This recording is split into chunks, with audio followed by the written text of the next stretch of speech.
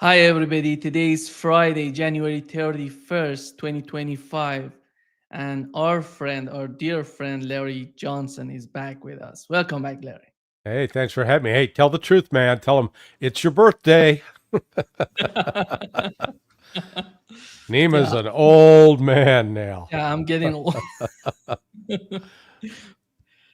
Larry, let's get started with the hearing of Tulsi Gabbard and the way they were treating her and questioning about many things, but one of them was Snowden and the situation with Snowden. Here is what she said. Of America. Senator, I will also repeat my answer. He broke the law. You said earlier that you were offended by a question that my colleague from Kansas asked, which I think was his duty as somebody on this committee to fulfill his responsibility to advise and consent. We are not here to be a rubber stamp for the President of the United States. So let me ask you again, do you believe, as the chairman of this committee believes, as the vast majority of members of our intelligence agencies believe, that Edward Snowden was a traitor to the United States of America? Senator, if confirmed as Director of National Intelligence, I will work with you to make sure that there is not another Snowden-like leak. Media. It's not a moment to propagate theories, conspiracy theories, or attacks on journalism in the United States. This is when you need to answer the questions of the people whose votes you're asking for to be confirmed as the chief intelligence officer of this nation. As my colleague said, this is not about you. It's about the people that serve the intelligence agencies of the United States.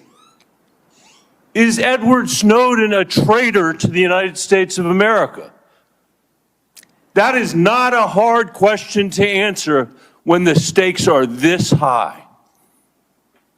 Senator, as someone who has your served answer, in yes uniform, or no, is Edward Snowden a traitor to the United States of America? as someone who has I'll go on worn to our my uniform questions. in combat, I understand how critical our national security Apparently is. you don't. What is the necessity, Larry, the way that they're talking about Snowden right now, and what's the importance of Snowden? Well, it's all about smearing, but what Tulsi should have said is no, he's not a traitor. He broke the law, but he also tried to go through the process of and see this means I could never get confirmed as the DNI. I wouldn't put up with their bullshit. This is Snowden watched as the other whistleblowers from NSA tried to come out and warn the legislators about the abuse, the breaking of the law. Bill Benny, Kirk Beebe, were some of them. There were others, and he saw that they were attacked, arrested. False charges brought. So he had no. I look at Snowden. Snowden, I don't think had a choice, and what he was careful in what he exposed. He exposed the U.S. government spying on its own people illegally. And they're upset because that was exposed. So they're going after her on that.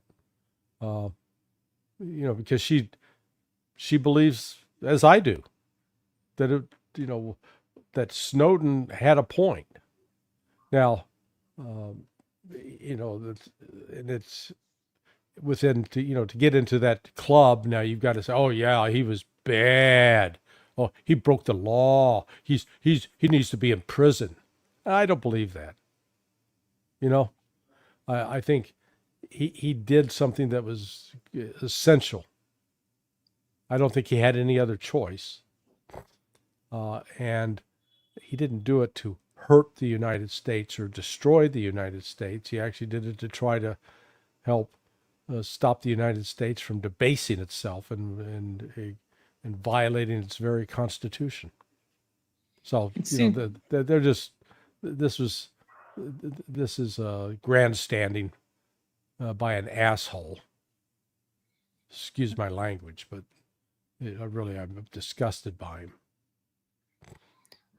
And on the other hand, they were questioning Tulsi Gabbard about Russia and how she thinks about Russia. It seems that to me that Snowden, the case of Snowden right now, he's being in Russia is the main reason that they're bringing it up, because they want to make an argument that Tulsi Gabbard is just supporting Russia. I don't know. Snowden is there.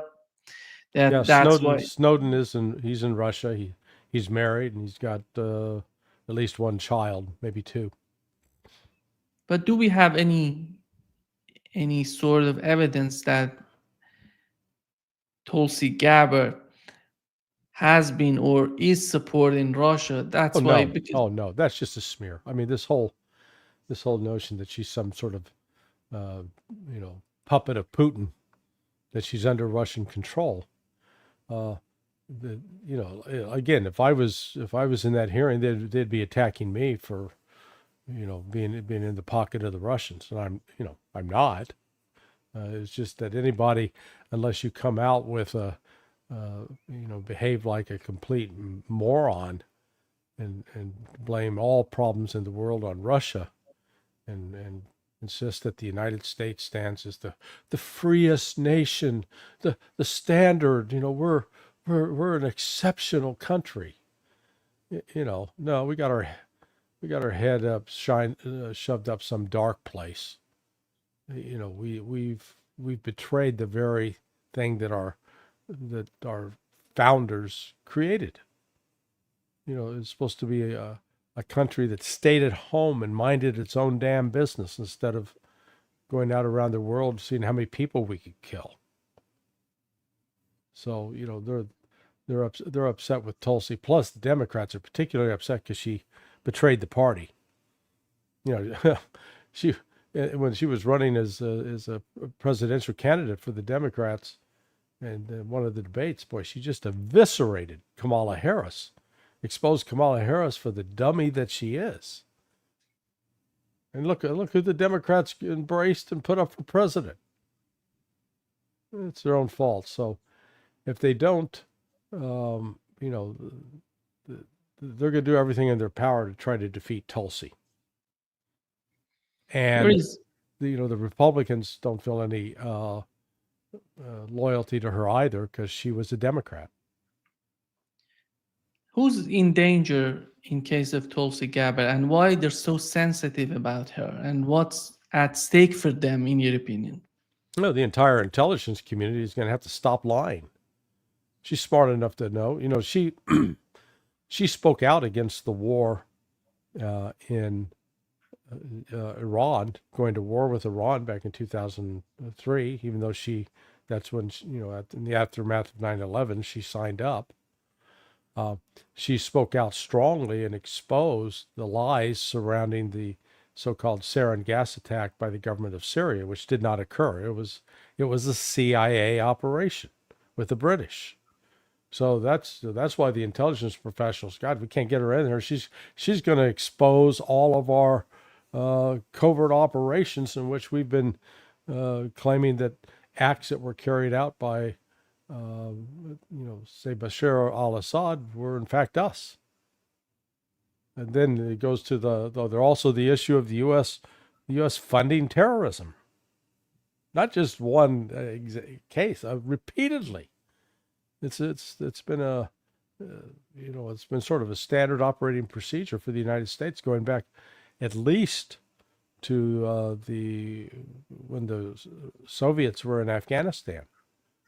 So we were funding, we cleaned it up. We called them Mujahideen, holy warriors. We were funding groups. We didn't necessarily directly fund Al Qaeda. That came later. We did that later. But we certainly were involved with, equipping, arming, training Islamic radicals that years later we declared as terrorists.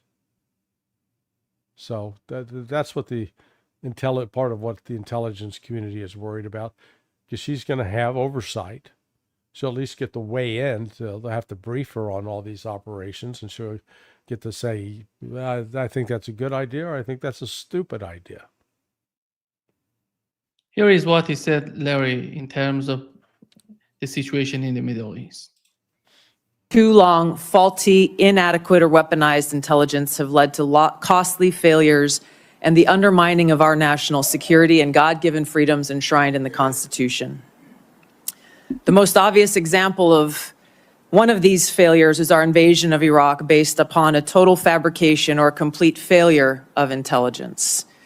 This disastrous decision led to the deaths of tens of thousands of American soldiers, millions of people in the Middle East, mass migration, destabilization, and undermining of the security and stability of our European allies, the rise of ISIS, strengthening of Al-Qaeda and other Islamist jihadist groups. What unsettles my political opponents is I refuse to be their puppet. I have no love for Assad or Gaddafi or any dictator. I just hate Al-Qaeda. I hate that we have leaders who cozy up to Islamist extremists, minimizing them to so-called rebels. As Jake Sullivan said to Hillary Clinton, quote, Al-Qaeda is on our side in Syria. Well, Syria is now controlled by an Al-Qaeda offshoot, HTS, led by an Islamist jihadist who danced in the streets on 9/11 and who was responsible for the killing of many American service members. Yeah. The picture that she's given us is so much the reality of what has happened and what's going on in the Middle East. Yeah, but it's unfortunate she was, she needs to be precise in her statements. And there weren't 10,000 Americans killed in Iraq or Afghanistan combined. I think the total number is around 5,000 or less. So, let's be precise about the numbers. I think it's incumbent upon her. She just creates, another thing that they can attack her on. But she's correct. When you look at U.S. policy, let's go back to 1979 with the start of the Iranian Revolution and the coming to power of the Ayatollah Khomeini. The United States ended up having, from that point on, and it may have predated, but I haven't really looked at it in detail prior to 1979. But starting with Iran, that marked a period where the United States had what I called a malevolent schizophrenic policy. That on the one hand, we would claim we were opposed to terrorism and we would condemn groups like Al-Qaeda and the Iranians. And then on the other hand, we would actually provide weapons to them, provide training, and provide support. That particularly was the case in the war in Kosovo, where, with the breakup of Yugoslavia, when Tito was there, he kept basically the Muslim and Christian populations together. The Muslim population that was represented by the Albanians was, a minority, and then principally down around Kosovo. But there had been the conflict breaking out between them and the Eastern Orthodox Serbs. Well, the United States, starting about 1995, 96, the Kosovo Liberation Army, which, at least in 1998, the State Department's Office of Counterterrorism considered them a terrorist outfit. The KLA started receiving training and support from Al-Qaeda, from bin Laden. And then in 1998, we decide, hey, we can use this war as a way to attack Russia, the then Soviet Union. It was then Russia. It was no longer the Soviet Union, but it was a way to weaken Russia. So the CIA started training, equipping, arming, working closely with KLA. So here we are, Al-Qaeda supporting them, we're supporting them, And yet at that same time, during that whole period, we claim that we're at war with Al-Qaeda. Because it was in August of 1998, at the very time that we're training terrorists who are trained by Al-Qaeda. Al-Qaeda launches the attacks on the embassies, U.S. embassies in Nairobi and Dar es Salaam. So the United States, at a minimum, even within the CIA would have one arm which claimed that they were hunting down bin Laden. They had, I guess by that time, Michael Schur was designated as the, head of the Alex Station, they called it, and going after, trying to hunt down bin Laden and get rid of him. And then on the other hand, we're actually collaborating with terrorists that are trained by Al-Qaeda. Then it's from 1999, CIA also gets involved with providing support to Islamic extremists that are carrying out terrorist attacks throughout Russia. And that was known as the Chechen War. It lasted until 2009. So and then we get 9/11, where we're attacked by Al-Qaeda. So it's just like, we're constantly dealing with terrorists. It was in 2008 started under Bush, but it expanded under Obama, that with respect to Iran, the group, the Mujahideen al-Khalq, the MEK, or the People's Mujahideen of Iran, whatever they call themselves, that they had been engaged with terrorist attacks, the use of violence against civilians for political purposes. Simple definition. This group had been actively involved with attacks on inside Iran for years. All of a sudden, the United States decided, since we hate Iran so much, that's not a problem. As long as you're attacking Iran, that's a good thing. So we started backing them, training them, funding them. And then the latest is with, as Tulsi mentioned, Hayat Tahrir al-Sham, HTS. You can probably, if I duck my head down, see that poster that's right behind me on the wall. Wanted, bin Laden, $5 million. Jalani, Mohammed al-Jalani, who's now the head of Syria, who Tulsi referenced. Jalani had a reward of $10 million on his head, twice that of bin Laden. I mean, just put it in perspective. So what I'm saying is that the United States claims that we are, strongly opposed to terrorism, especially that Islamic variety. But the reality is, man, we've enabled, facilitated terrorism for years, for 45 years maybe. So I think that's part of what the outrage she was expressing. Can it be some sort of hope for the new administration that they're not going to pursue the same sort of policy that you've been mentioning? Actually, I think Trump would be less likely to do it. But it remains to be seen if he can get control of the deep state. Because they were doing this while he was president, and he didn't stop it. So we'll see. The other candidate that was so interesting to watch was Kash Patel. Mm-hmm. And here is a very funny moment that he's responding. Here is what, let me play. He asked you, the Capitol Police in that fake January 6th committee, they didn't tell the truth, did they? Patel, no, not just them, many others. And lying under oath is a federal offense and they should be investigated for it.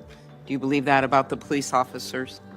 That's a general statement and a mischaracterization of what I said. I encourage you to read the rest of the interview. This is why snippets of information are often misleading and detrimental to this committee's advice and consent process. Well, if you consent, I would love to have 5 hours of questions and then I could read the whole transcript. You've got 2 minutes. Wow. You've got 2 minutes. Yeah. Well, again, with Kash, I think we've talked, I don't know Kash personally, but Kash and his entire investigation of Russiagate started with me. Okay? I'm the one that went to Devin Nunes on March. I still got to show you the text message to say, hey, Devin, I need to see you. And I went and told him, I said, look, the CIA, NSA, the Brits, they're spying on Trump. And I explained how it was being done. Because I'd heard, even at that point, I'd heard that, been told that going back to like 2015, John Brennan had set up a special task force inside CIA that was collecting intelligence on all the presidential candidates, but then it specifically became focused upon destroying Donald Trump. And so I told Devin who he needed to talk to that could, get him pushed in the right direction. And as a result of that conversation, Devin went to the White House 3 days later. And then, boy, when he came out, man, the press was attacking him right and left for what are you doing? And then the Democrats went at him hot and heavy. Well, the guy that he tasked to look into this was Kash. And that, so Kash started that investigation and, uncovered all of the nefarious efforts to destroy Donald Trump by the intelligence community. And in that particular case with, when he's talking about January 6th, that January 6th was an FBI setup. And not just the FBI. I can't rule out that other elements of the intelligence community were involved, but we know for a fact that members of the Azov battalion, Ukrainian neo-Nazis, were brought to that rally by Democrats, by the Democrat operatives. They were in the crowd specifically to create an incident. The FBI deployed at least, we're told now, 20 undercover operatives, again, for the express purpose of creating an incident. We have that one Ray, whatever his name is, this guy, former Marine out of Arizona, who the night before this was seen inciting people. Tomorrow we got to go into the Capitol. We got, he was working for the FBI. What they wanted to do was create an incident that would feed the narrative that Donald Trump tried to create an insurrection, and therefore you could use the full weight of the federal government to crush him, which is exactly what they tried to do. Trump did not incite a riot, despite the Democrats repeat that's what happened. They claimed that these rioters killed police. They didn't. It was the police, the Capitol Hill police are the ones that killed at least 4 of the Trump supporters. One Capitol Hill policeman shot a woman, Ashley. She wasn't carrying a weapon. She didn't pose any kind of imminent threat to his life. And yet he shot and killed her. So it was Capitol Hill police using the violence. But again, the narrative that was spun, the abject lies that this was entirely about trying to prevent Joe Biden from becoming president. And look, the fact of the matter is that election was stolen from Trump. They absolutely stole it. And it's also sort of Donald Trump's fault that he didn't take steps to prevent that. He should have had an organized, coordinated legal effort right after the day after the election to challenge the irregularities that took place with voting in places like Georgia, Pennsylvania. Instead, it was scattered about. They had at least 3 different groups of people working the issue at the time, none of it coordinated by Trump. But all of this is just, again, a way to attack Kash Patel. I frankly wish Patel would have been more direct with him, come back, said, damn right, you guys tried to, you fabricated this. And no, none of the protesters killed police. The one police officer who died of a stroke a day or two after this, that he was not hit in the head. He just, had poor health practices.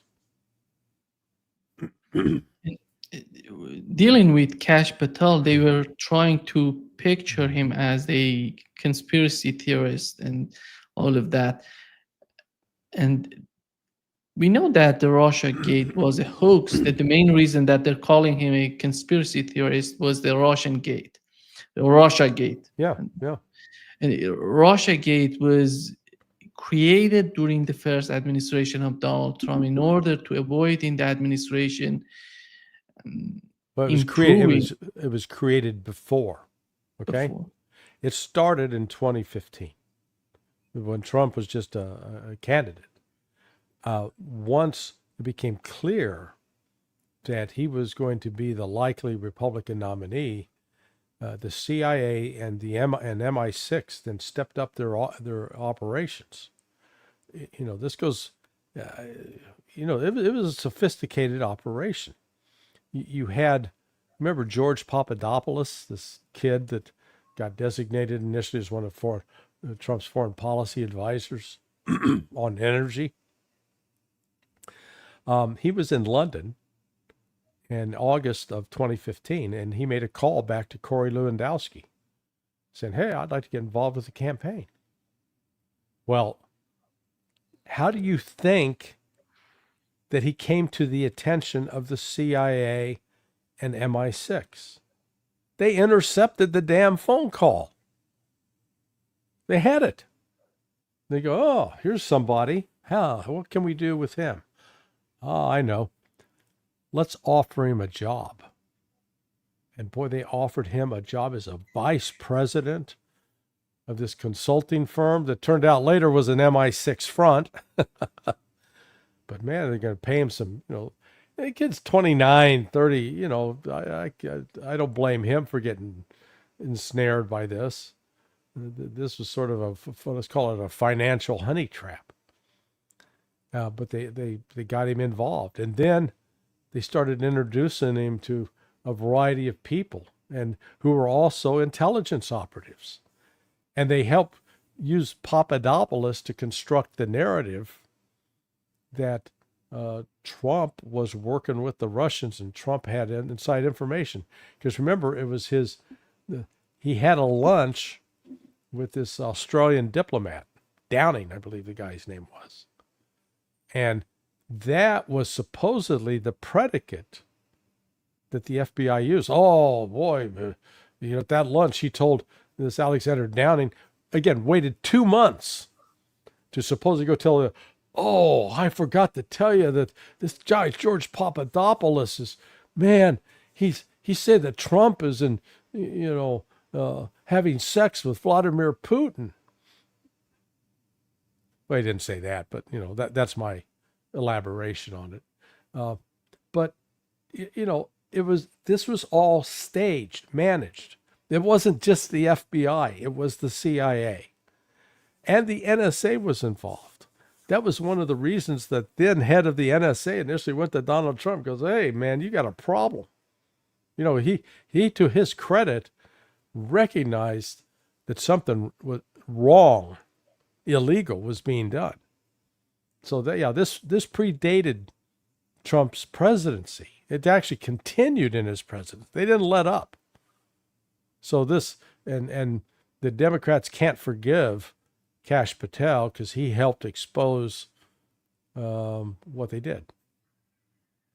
I really believe that the Russia Gate, if we couldn't have, if the administration was able to expose this lie of Russia Gate, they could have avoided the conflict in Ukraine, because those 4 years were wasted on the part of the administration, and they couldn't have a constructive relationship with Russia because of that sort of lie on the part of the Democratic Party.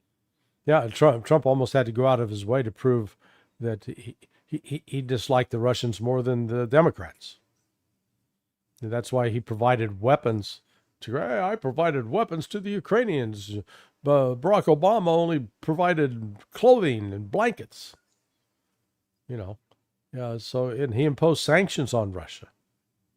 So instead of using diplomacy, he climbed on board with the program. They essentially cowed him in that regard. And it prevented any kind of rational U.S. policy with respect to Russia. Many people may remember after his meeting with Vladimir Putin, he said that he believes in what Putin said to him. And then everything just got out of the hand. They said, you believe Vladimir Putin more than CIA and intelligence in the United States? Yeah, because CIA was lying. Still lying. CIA is still lying, which goes back to why why they're afraid of Tulsi Gabbard. She'll put it. I think she'd put an end to the lies, or at least make it more costly for those who try to lie. Actually, that would bring some sort of hope for me personally, because I would believe that in any sort of meeting between Donald Trump and Vladimir Putin, Putin is able to describe the situation in Ukraine the way it is, not the way that was described for Donald Trump. From the intelligence or from the Biden administration, they have convinced him the wrong way. But do you think that would be let's say a moment of change in his mind if he meets with Putin? I would hope. His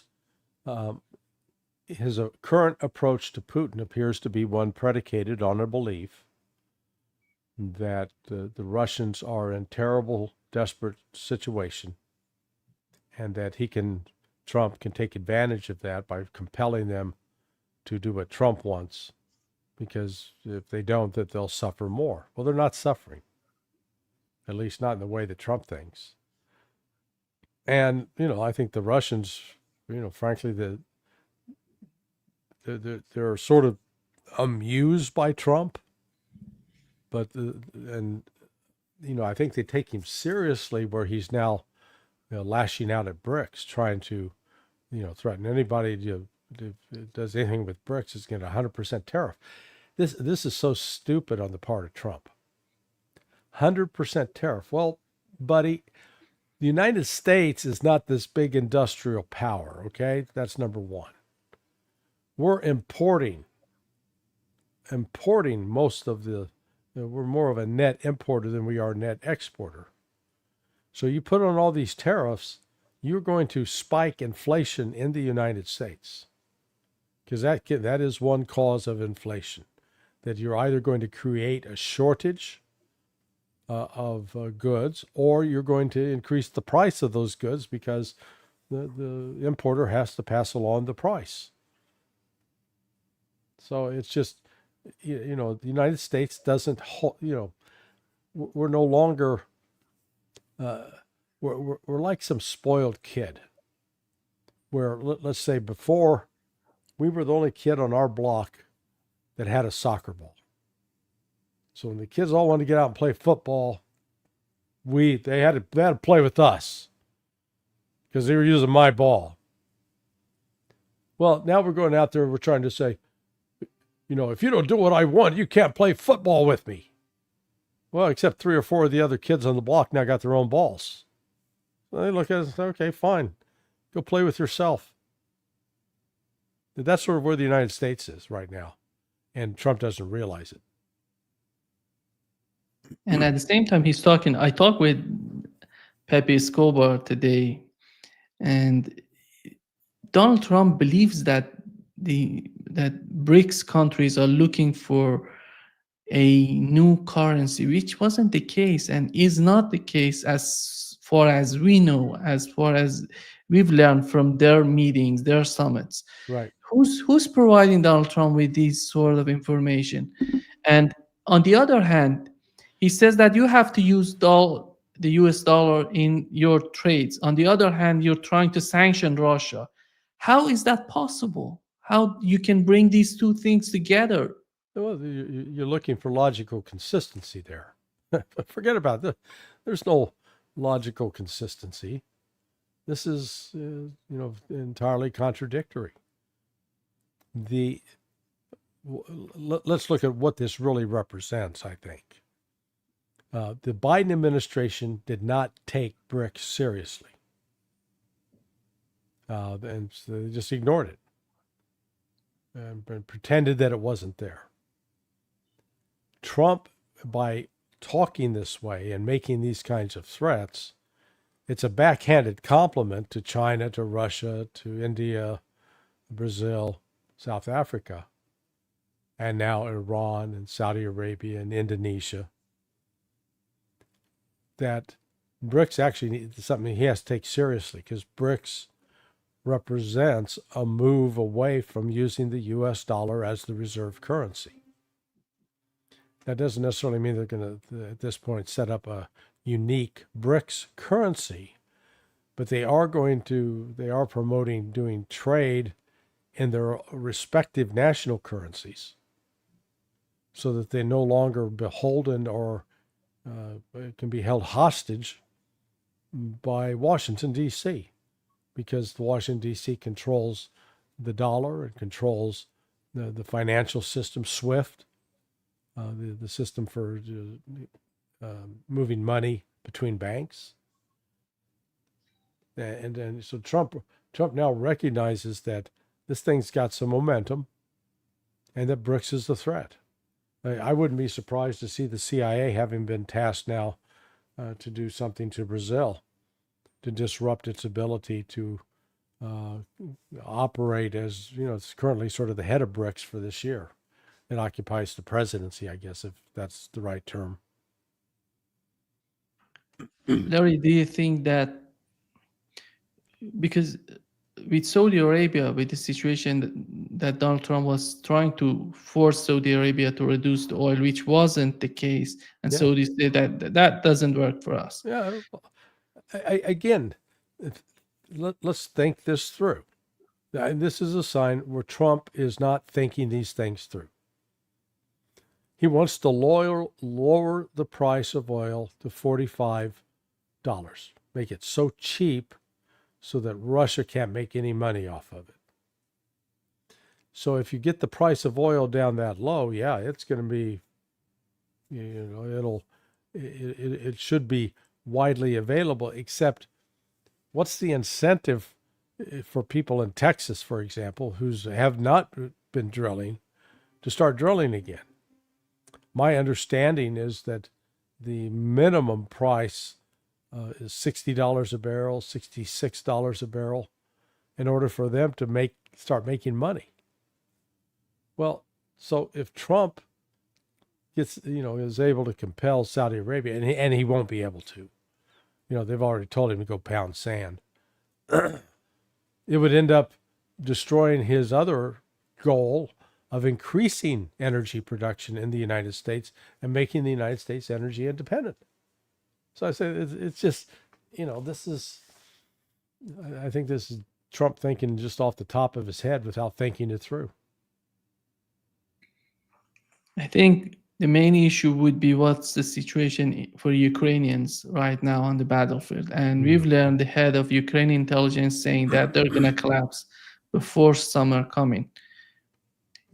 Is that going to influence the policies in Washington and Donald Trump and his administration? Well, there's a big information war going on right now between Russia, Ukraine, the West, trying to paint the thing in Russia in a desperate situation. But the Russian Ministry of Defense put out information yesterday, or maybe it was the day before yesterday, noting that in November, the Ukrainians' total casualties was 60,000 dead and wounded in 1 month. In December, it was 55,000. In January, it was, over 52,000. So in just 3 months, you've had 160,000 casualties, dead and wounded. And yet during that period, the Ukrainians are only able to recruit 30,000 people into their military. Do the math. And you're losing 160,000 to casualties, plus another 100,000 have deserted. You're at 250,000 in terms of manpower that have bugged out. Now people say, well, that's just Russian numbers. You can't believe those. Well, maybe that's true. I mean, it is true that it's Russian numbers. Whether or not you can trust them or not, I think they are trustworthy. But that what's going on the ground in Ukraine is the Ukrainians, they no longer can hold any territory.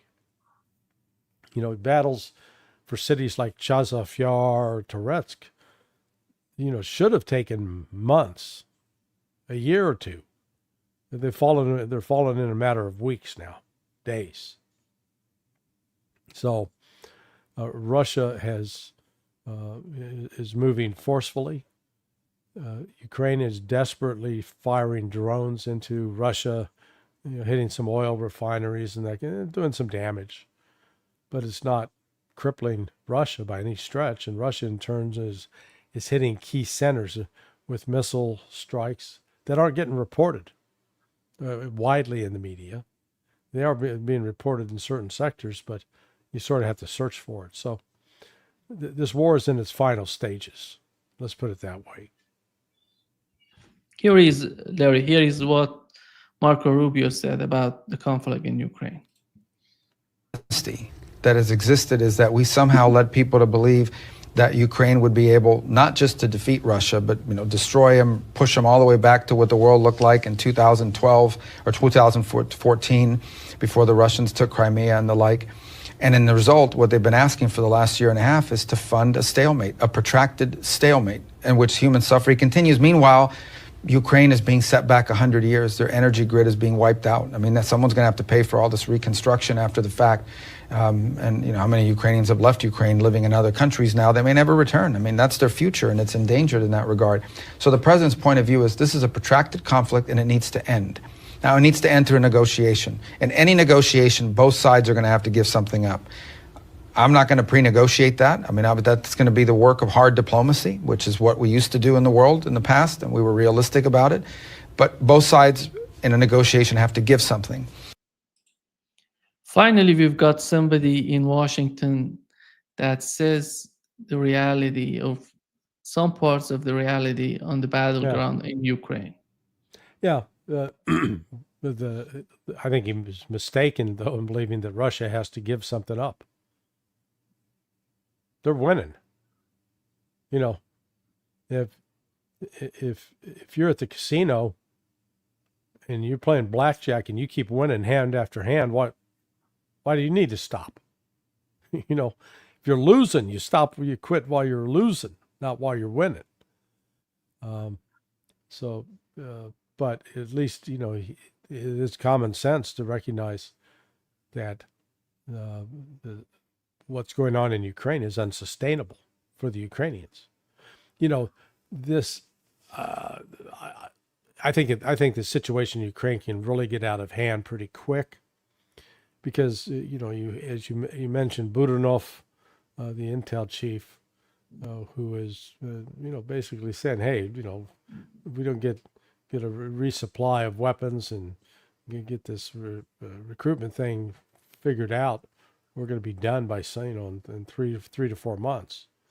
Well, the SBU, the other part of the intelligence service, has now opened an investigation of him for being a traitor.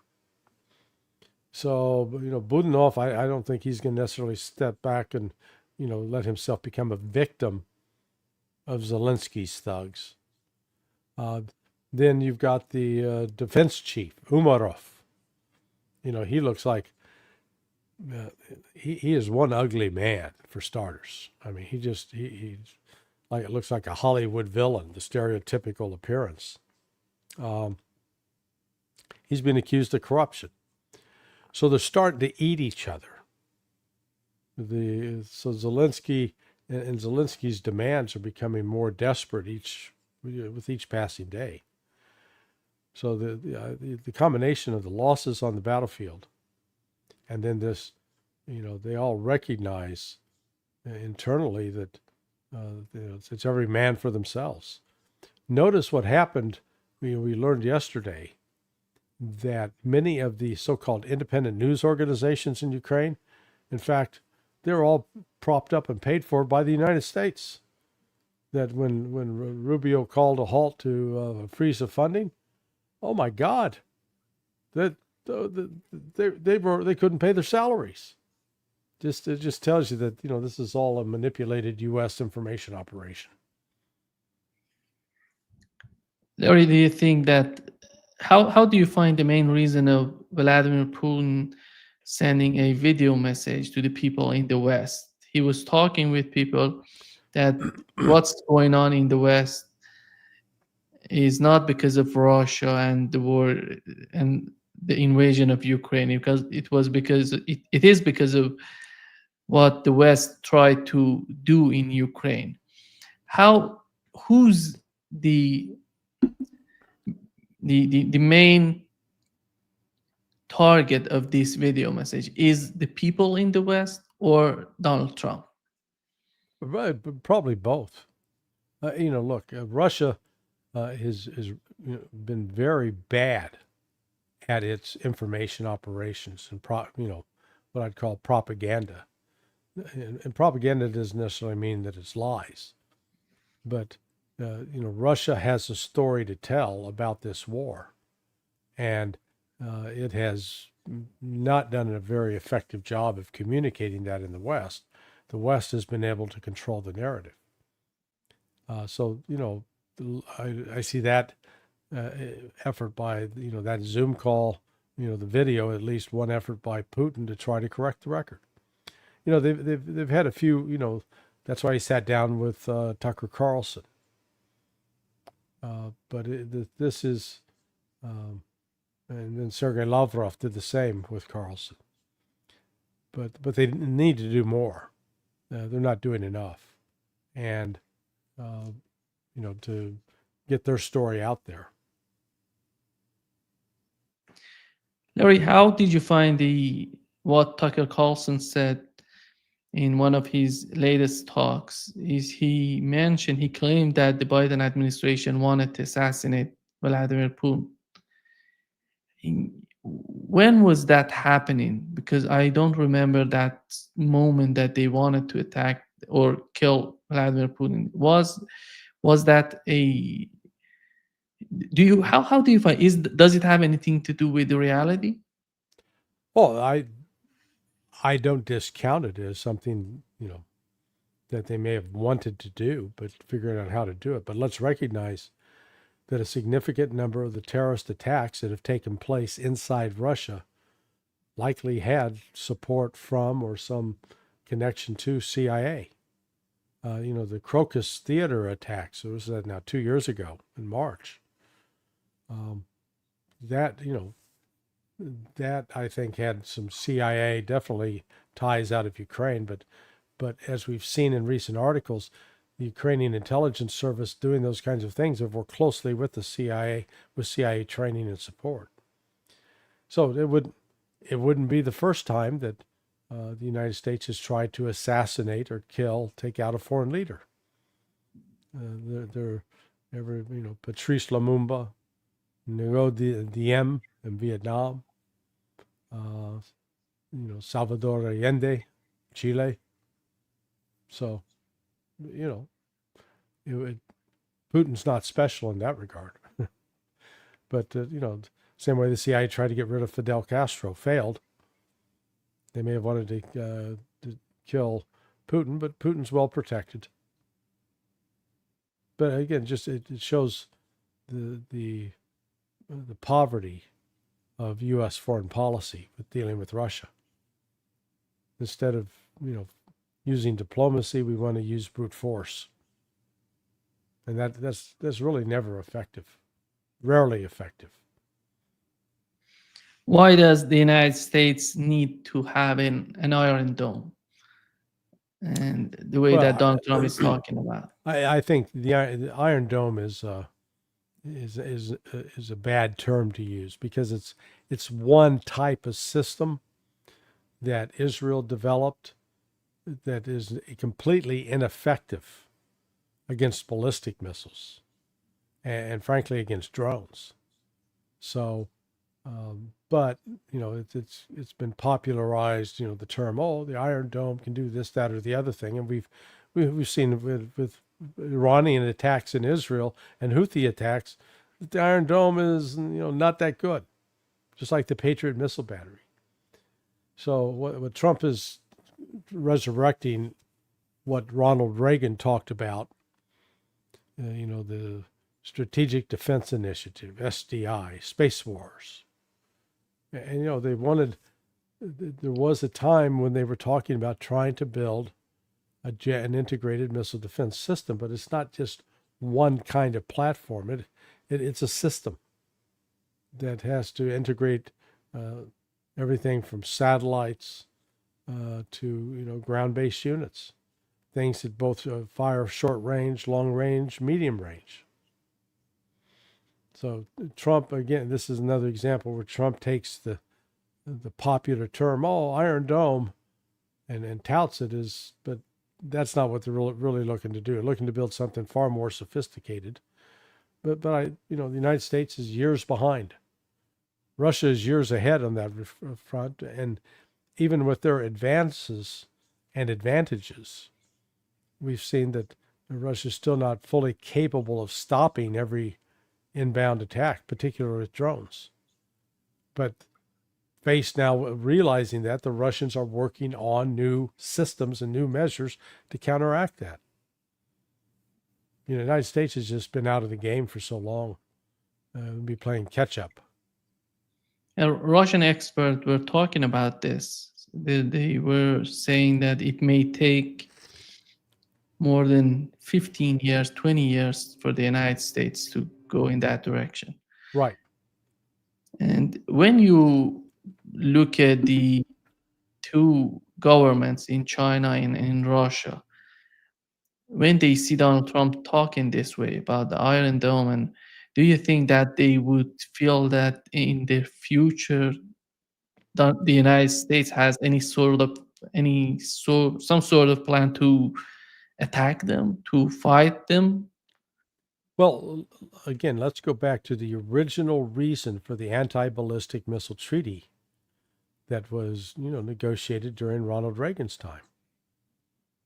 And the reason for that was we wanted, each side had to be confident the other side wasn't trying to build a defense against ballistic missiles, because if you did build an effective defense, then you'd be in a position where you could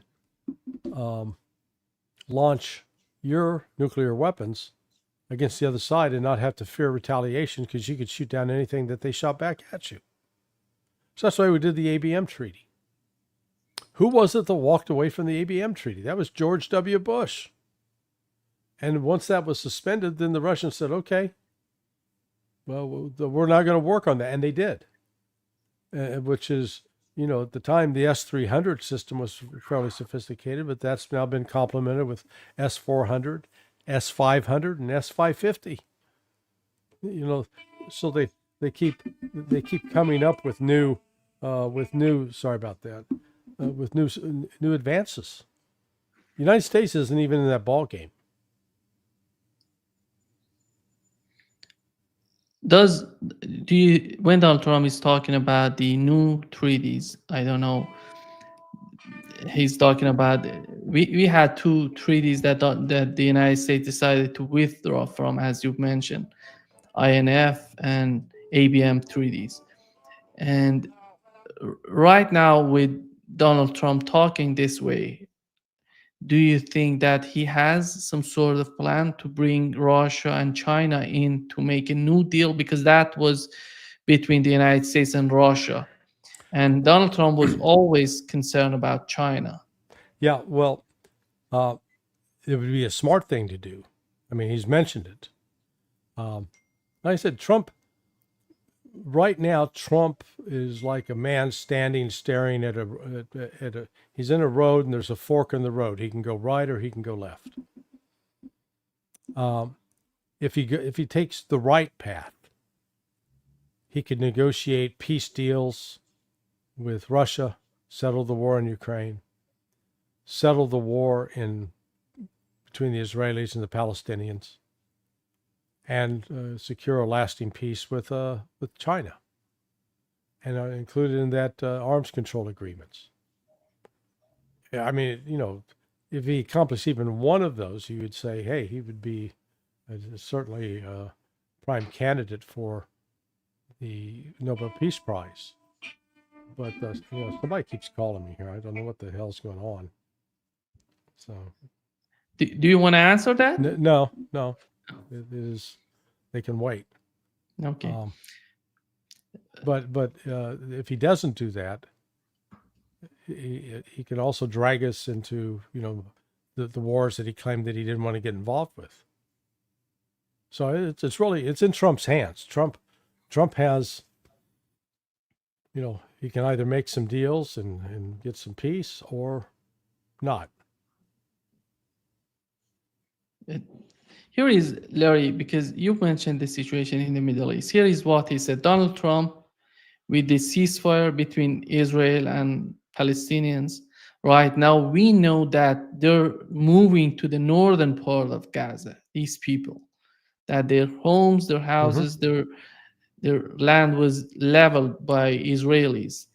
Here is what Donald Trump is saying, it's talking about. The President and the King of Jordan have both said that they won't take in displaced people from Gaza like you suggested. Is there anything you can do to make them do that? I mean, tariffs against those countries, for example? They will do it. They will do it. What makes you say that? They're going to do it.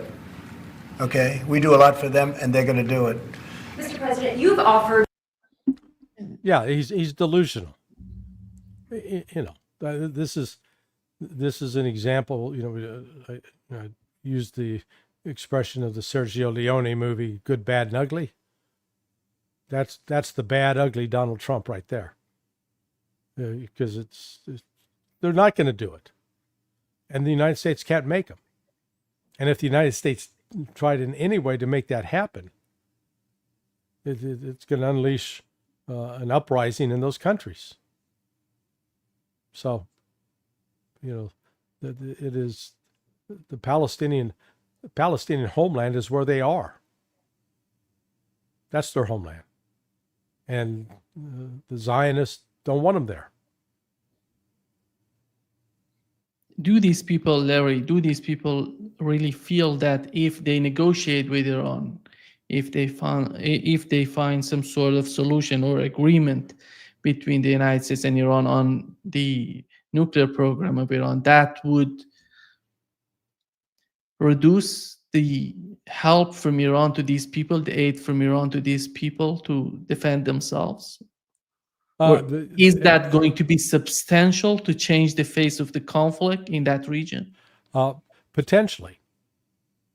Let's say if Iran was, if they signed, let's say that you signed a deal with the United States that they agree to recognize Israel and to not produce a nuclear weapon. In exchange, all economic sanctions are lifted. Iran might go for that. And at that point, the Palestinians might be on their own. I mean, there would be elements in Iran that would, I think, fight against that. Not to say we can't betray the Palestinian cause, but it might be that might be a deal that would be very attractive to a large number of people in Iran. But on the part of Iranians and what we've learned from Iranian officials, they're not confirming that they're not gonna stop helping Palestinians and or maybe Hezbollah, because in their mind, what's going on between Iran and the United States It's totally different from what's going on in that region. The problem is there and exists because of the occupation. It's not because of what's going on between Iran and the United States. Okay, I'm not following you there. What do you mean? It means that the problem is the occupation. The resistance is because of the occupation. It's not because of Iran helping them. They're not Iranian proxies fighting Israel. Well, no, but if financial support and support with weapons was cut off, it would hurt Hezbollah. It would hurt Hamas. You know, I'm not suggesting that they exist because of Iran, but Iranian support to them has been, I think, very important in their ability to fight Israel. And, you know, this could be, you know, one way. If you take Iran out of the equation, then what other countries in the region do you see willing to step up and provide support? Turkey? You know, maybe, not right now. You know, they talk a good game, but they've been collaborating with Israel. So, you know, this effort to, if you will, defang Iran, get a nuclear deal, and get them to recognize Israel, and by virtue of doing that, stop funding Hezbollah and Hamas, that would be a deal that Donald Trump, you know, that might, you know, that might enable the Zionists to fulfill their dream. Before wrapping up, Larry, do you think that Tulsi Gabbard is going to be part of this administration? From I what don't we've know. seen so far? I don't know. I think, you know, I think she's she doesn't enjoy strong support among the Republicans, and it depends on how much will Donald Trump go to the mat for. We'll see. That would hugely influence Donald Trump's administration. Yeah. So we'll see how intense Trump will fight for her. You know, the fact that if he gets Kash Patel and Robert F. Kennedy Jr. this week, you know, as Meatloaf sang the song, 2 out of 3 ain't bad. Yeah. Thank you so much, Larry, for being with us today. All right. Glad to always be the voice of optimism and cheeriness. All right, my friend. We'll talk to you on Monday. Talk to you. Bye-bye. Take care. Bye-bye.